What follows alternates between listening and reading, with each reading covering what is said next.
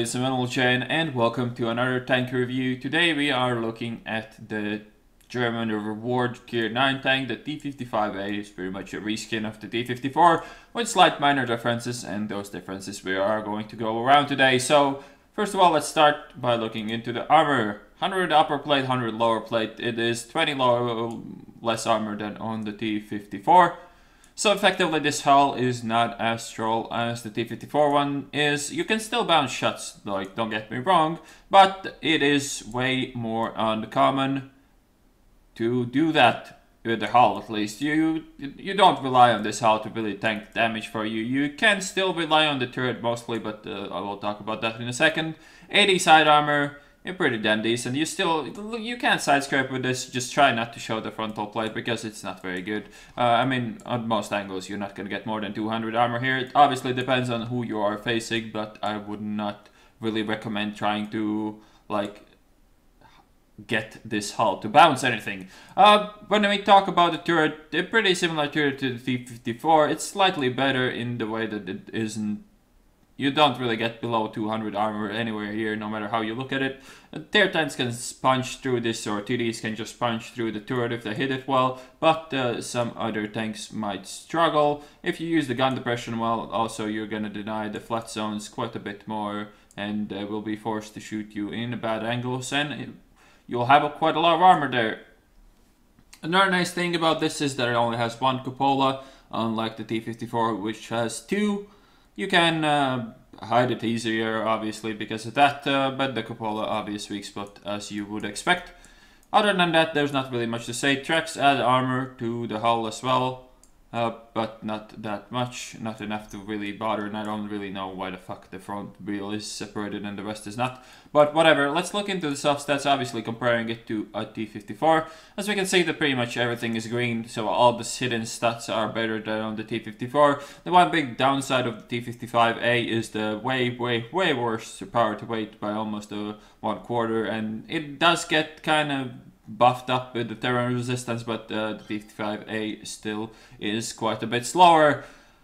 That being said, I think we are ready to get into the replay. Wait, gun depression 5, elevation 14.3, so pretty much the same. Yeah, let's get into the replay now. So here is the game, but as always, before we get into the action, let's have a quick look throughout the stats. 1700 hit points, 50 km/h top speed limit forwards, 20 backwards, 580 horsepower engine, which gives it 15.47 horsepower per ton.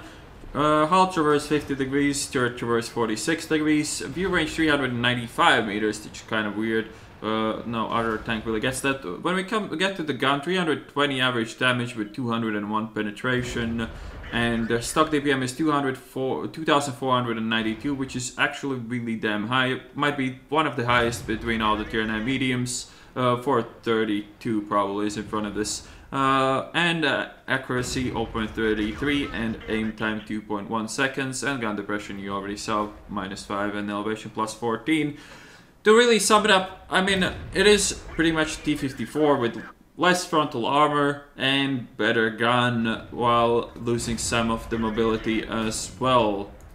And this is a reward tank, which means that it does not make more credits than regular tanks. It's pretty much just for crew training, so saying is this worth the grind or worth doing the missions is kind of obnoxious, because it pretty much is a T54 and you can't really get anywhere from it. I mean, it's a decent tank in its own right, but it's not like you really did all the missions just because of this tank. You gain shitload of money and so on as well.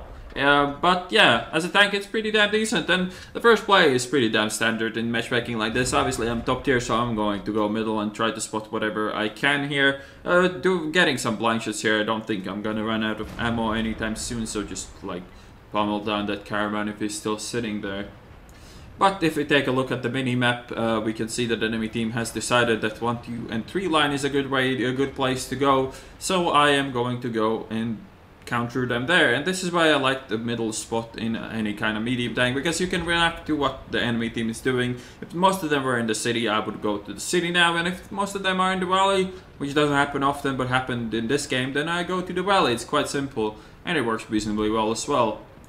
So the equipment you used on this is completely standard ram, reverse stab and coated optics, as the tank has good enough view range for coated optics to cover the entire 450 circle, then it is a pretty good choice.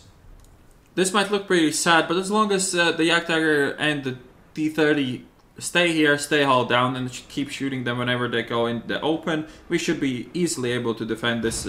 I mean, the shots they're giving us are insanely good, but then again, the T30 is kind of a bot, and the Jagdtiger actually somehow didn't manage to get that shot, even though his tank is way higher than mine. I guess it goes without saying that the T55A obviously is going to perform way better when it's top tier because of the lack of penetration. You don't really want to be shooting tier 10s all that much at all. You will struggle to pen tanks like starting from fucking object 140s and not even talking about tier 10 heavy tanks frontally, so you need to be careful on the targets you choose. And again, as professional as always, this is recorded in 9.7 from 9.6 replay, so there might be some glitches like me not taking any damage there, even though my driver died. I obviously took damage in that shot.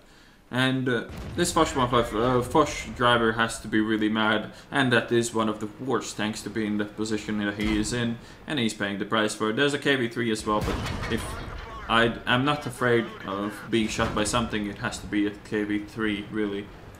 He needs to put a perfect shot into a badly angled T55A to pen me, but I highly doubt that I will give him such an angle where he can actually pen me, so I should be fine and I should be able to keep pressuring the rest of his team. The playstyle of this is pretty damn simple, pretty much the same as the T54. You try to sit hull down as much as you can, and you try to pick on the weaker tanks because, as I stated, you don't really want to fuck with heavy tanks at all. So yeah, I'm thinking about going around them, but I will change my mind the second I see these two. I don't mean, the stock Tiger 2 isn't really the biggest issue I could ever have, but the T69 shooting me in the side while I'm crossing is not really the way I want to lose 900 hit points here. And as I said, their push completely stopped just because of the great DPM between me and the Jagdtiger 88. They can't really advance without being shot. They can't really peek at us without getting shot because at one point, one of us will be reloaded for sure. The reload of this thing is ridiculously short. Not really gonna bother to shoot T54 because he wasn't giving the side of the hull. And I know that penning his turret is gonna be extremely tough without loading gold. And also note, if you are one of those players that just sling gold whenever you can, this tank gets like 7 times better if you shoot only premium from it, as the same pretty much as the T54. But since that is not what I like to do, then T55A, no matter how good of a tank it might be, it's definitely not one of my favorites. I just don't like these 320 alpha guns. I prefer the higher pen and 105s. They just tick my boxes better than these fast reload, low pen, spam gold if you want to do good kind of guns. And obviously it's not only about spamming gold to be good. I mean, there's a lot of ways to make these tanks work really well, but the easiest way is just to load full heat and you'll pretty much be unstoppable. You can pretty much run around with auto aim on and you don't have to worry about aiming and penning anything at all.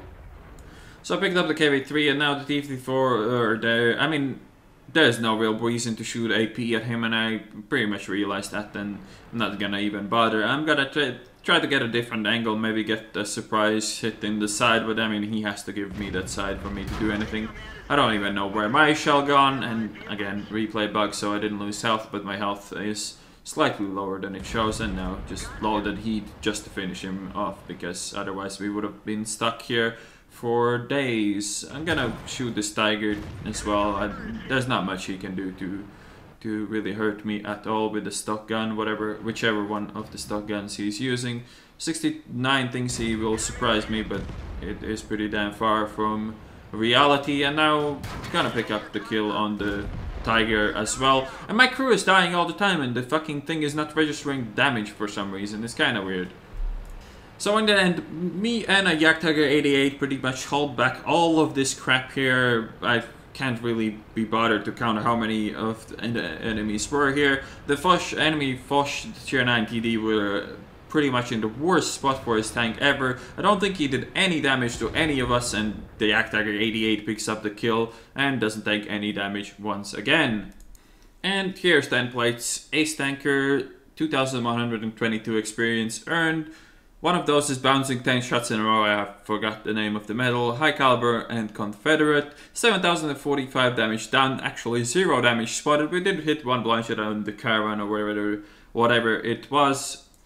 To sum it up, the T55A is really similar to the T54. You just lose the ability to just literally murder tier 8s by sitting in the open, which T54 can do quite easily. T55A needs to consider the positioning and the position you're in way more, since your hull is not made out of Stalin's mustache.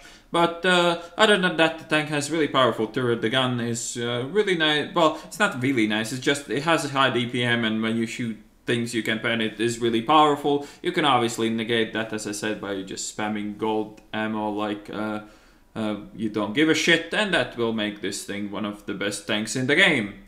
That being said, I hope you guys enjoyed this video, and I will see you on the next one.